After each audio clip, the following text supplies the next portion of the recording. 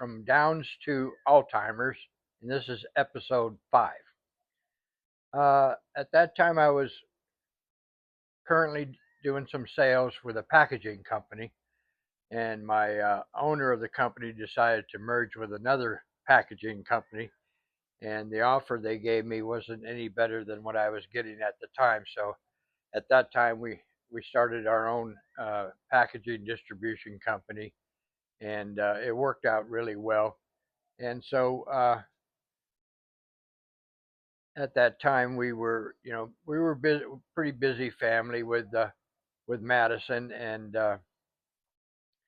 I called Joanne one day and said to her that what would Madison think if we didn't have another baby? So Joanne replied, well, she can finally sit down and have a decent cup of coffee and a good night's sleep. So after that, we decided to give it another try and bring another baby into this world. So Madison was about 2 years old, a little over 2 years old, and we still had the infant circles teacher coming to the home, still working with Madison. And so when I got that phone call, it was like, okay, well, we're not busy enough. I was also doing daycare too, so we were quite busy. But the problem I had was finding a doctor that would take me because of Madison. They said that I was high risk. So went to one doctor, pretty much got yelled at and sent home with prenatal vitamins. So I made some other calls and I couldn't even get appointments to even see the doctors. And my sister-in-law got involved. She thought I was lying because she thought I didn't want to go to the doctors. And she called with the same information that, I was high risk. So I went to the local clinic and they did the testing, and then they had me go sit in a room and watch a video. And this video was a bunch of children with disabilities, and pretty much you don't want to have a child like this. And it really upset me, so I just walked out of the clinic and went home. And I told Richard, I said, you're going to have to learn how to deliver this baby or we're going to have to call 911 when it's due. So that was the beginning of that with our daughter. Mm-hmm. But we were referred to a midwife to deliver our third child. So I went to her, and when our daughter was born, there were complications. She should have sent us over to the hospital, which was right across the street from her facility. And instead, 2 hours later, she's sending us home. And 2 days later, I go back and they sent us to the emergency room. She was a panic value 7 on her labs.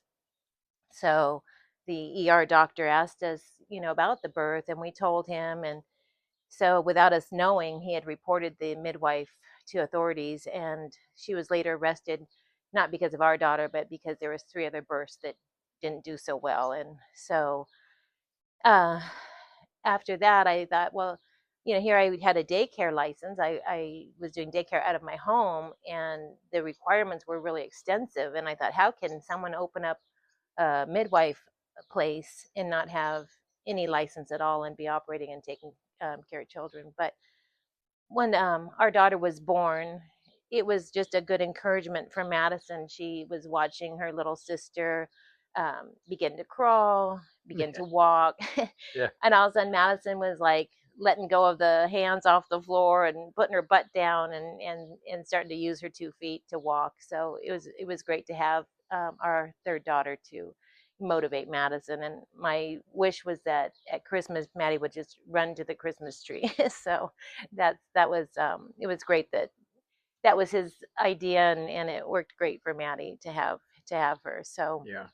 then at 3 years old, the Head Start teacher said that it was required there in California for children with disabilities to start an early education program, and they had a government program called Head Start, and it was based on volunteers with a teacher and that. So I met her down at the Head Start office to sign Madison up, and I got in there first, went in with Madison to fill out the application, and right away I was told that there was no vacancy. And so I was leaving the place with Madison, and her teacher showed up, and she asked why I was leaving, and I said, well, they said there's no openings. And so she marched me back in with Maddie, and so she asked them how many people with special needs they had in their program, and they said none. and she knew the law, and she said, well, you're supposed to have like 10% available for children with special needs. So she was a great advocate for Madison. I was not prepared at that time to be an advocate. I was still just being a mom. And so Madison started like the next day with Head Start. And it was difficult because we still had our other toddler. She was just 3. She Hmm. hadn't started any school yet. So, Right. here I am letting go of Madison before I even, got an experience with letting go of our first child. And so when I got her there, the teacher was wonderful. She embraced Maddie. She was showing her off to all the other classrooms. Yeah. She just loved her, and Maddie loved going. She just was happy to go there and get all the hugs and give the hugs. And so it was probably about a month into the program, and I realized Madison was kind of hiding behind me when I, would take her in, and it wasn't the normal teacher that would come get her. And then we'd also noticed Madison wasn't eating dinner when she got home. And I just thought, well, maybe she's eating a lot there at the program, so she's full. So I had a mother that was a volunteer there give me a call.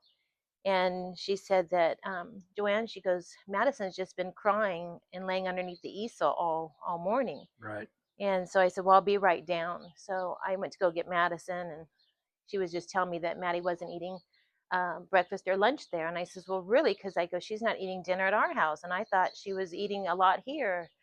And so I could tell she wanted to say more, but she was hesitant. But she told me that the teacher's aide was also taking Maddie to the bathroom.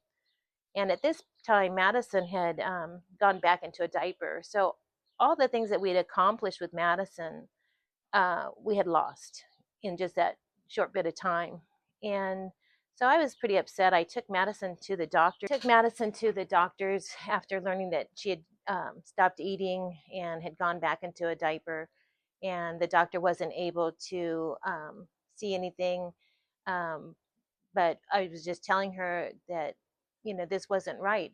We had done this to help Madison, and we've lost everything that we've worked on. She was not eating. She was back in a diaper. So I called the Head Start program, told them that I wasn't bringing Madison back.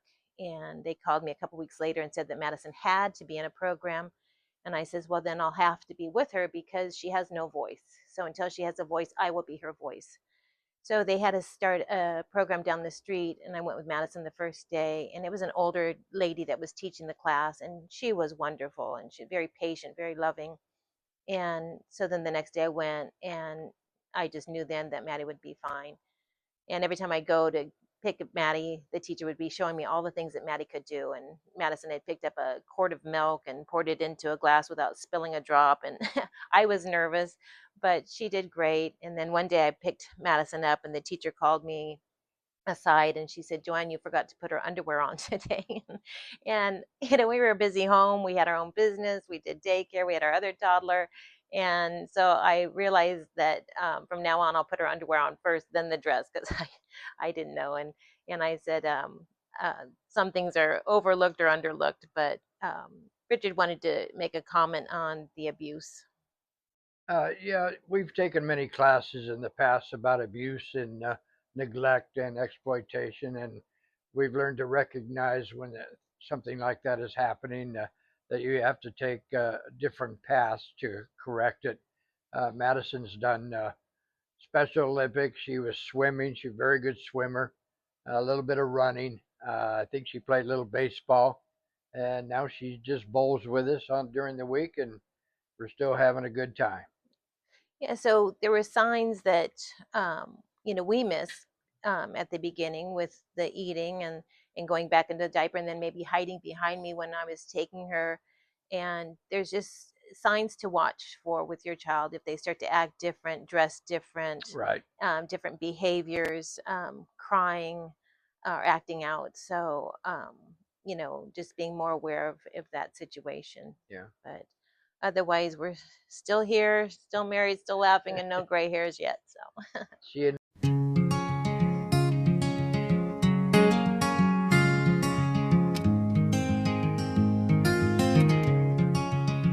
Before my baby was to be born, I said a prayer unto you, Lord.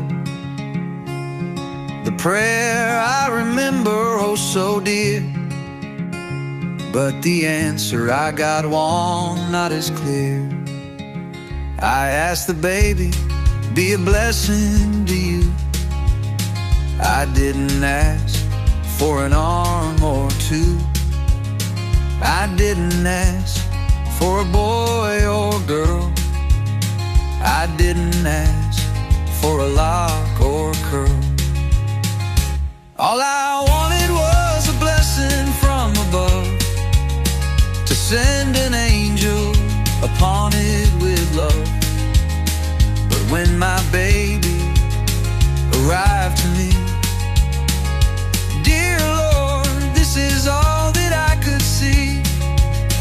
I had a baby with locks and curls, a 7-pound, 12-ounce little girl. She had all of her fingers and all of her toes. She even had a beautiful button nose.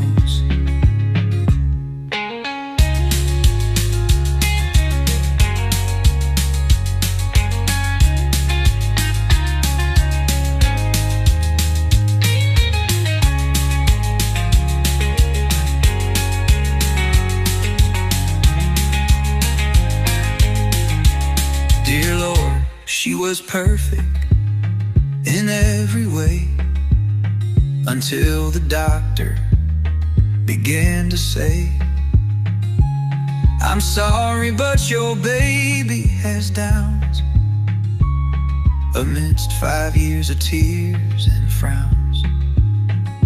Dear Lord, now I can see, this is the answer you gave to me. It's not in the shape of her eyes, it's from within faith truly lies. It's not in her little tiny ears, it's in the love we hold that's dear. It's not the small bridge of her nose, for only the meek would really know. Meanwhile, God bless her legs to walk, and someday soon she'll begin to talk. God bless all those who don't understand, for those that need a helping